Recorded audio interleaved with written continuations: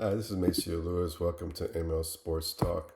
Today I want to talk about the Dodgers Cubs game.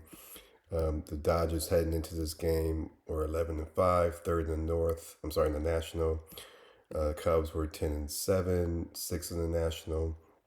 This is like the first home loss was suffered by the Dodgers by the Cubs. So this is another home game for the Dodgers against the Cubs.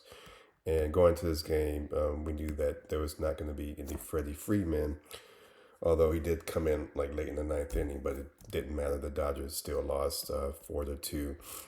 Now, normally I don't watch baseball during the regular season, at least on TV. There are times where I'll go to baseball games because I'm more of a like to go to the games rather than watch them on TV for baseball. But look, there's like 162 games in a year. It's just too much. There's so much stuff going on, like work, movies, TV, NBA, in a few months, NFL. So I'm normally like a wake me up when the playoffs start or the World Series for baseball. But the NBA just wrapped up its regular season with a great game with the Warriors and the Clippers. I just noticed on my TV that the Dodgers were playing the Cubs. Now the Dodgers are my team.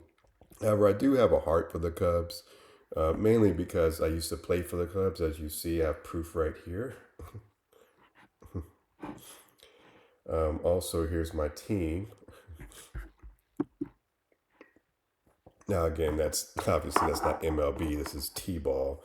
But yeah, I do have a soft spot for the Cubs. So I mean, I do want to see them win, and I don't like to see them lose. But when it comes to the Dodgers, I have to, go with the Dodgers.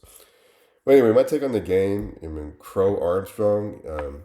He was the player of the game, the offensive player of the game. He hit two home runs, and the Cubs pitching. The Dodgers couldn't get any hits because there's a lot of strikeouts from the pitchers and a lot of catch pop up flies and fly balls and pop ups were just you know got these players out, and I mean that was pretty much it. That's the sum of the game. Now the Dodgers did score first in the bottom of the second. It was Conforto. He actually had the two scores. The first time he scored was a run from he was on third, and I think Kiki Hernandez hit a fly to the left, and it was caught, but Conforto was able to run in from third. So that's how they were able to score first. But then, right in the next inning, the top of the third, Crow Armstrong hit a home run off of Glasgow, making the score tied 1-1.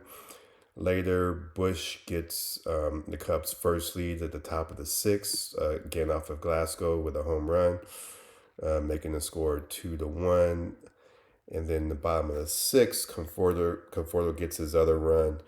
That is the same situation. He was on third, and I believe it was Muncy hits a fly ball, and although it's caught, that gives him obviously enough time to run from third to home. And then the score was tied, but that was the last score the Dodgers had. That was at the bottom of the sixth.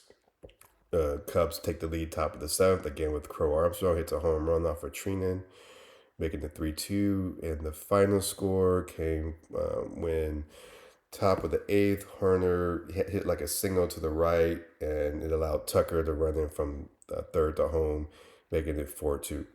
Now the Dodgers actually had a chance. That same series, or that same inning, Horner. So basically, what happened was in Crow Armstrong, he was at bat, and again, this is the top of the eighth, and Horner, I guess, was trying to steal second base, and he got picked off, and that was the end of the inning.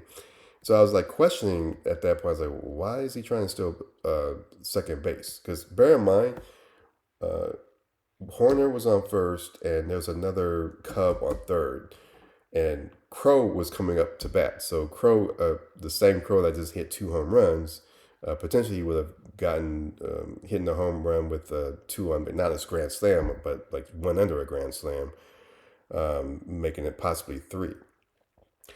And so, I mean, in that situation, I don't understand why Horner made the decision to steal. Why not just let Corner or Crow take a shot and possibly get y'all three?